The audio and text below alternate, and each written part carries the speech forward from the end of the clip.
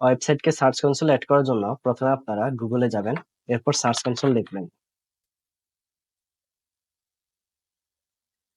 তারপর সার্চ কনসোলে যাওয়ার পর স্টার্ট নাওতে ক্লিক করবেন।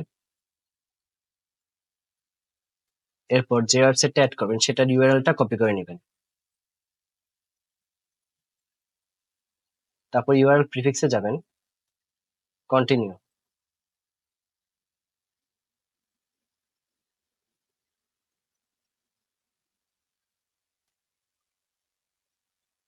এরপর এখানে আসার পর আবার ওয়েবসাইটের ড্যাশবোর্ড থেকে অ্যাপিয়ারেন্স থেকে থিম ফাইল এডিটরে যাবেন।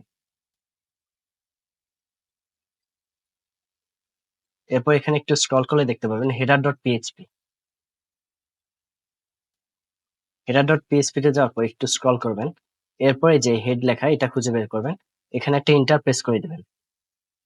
এরপর আবার ওই সার্চ কনসোলে চলে যাবেন, তারপর HTML ট্যাগ যেটা হচ্ছে 2 নম্বর অপশনে থাকে সেখানে ক্লিক করবেন। এরপর এখানে কপি অপশনে ক্লিক করবেন। কপি হওয়ার পর আবার আপনারা ড্যাশবোর্ডে চলে গিয়ে এখানে হচ্ছে হেডের নিচে যে অংশটুকুতে ইন্টার প্রেস করেছিলেন এখানে পেস্ট করে দিবেন। তারপর আপডেট ফাইল। দেখুন ফাইল এডিট সাকসেসফুলি আপডেট হয়ে যাওয়ার পরে আবার সার্চ কনসোলে চলে যাবেন। এরপর এখানে ভেরিফাই ক্লিক করে দিবেন।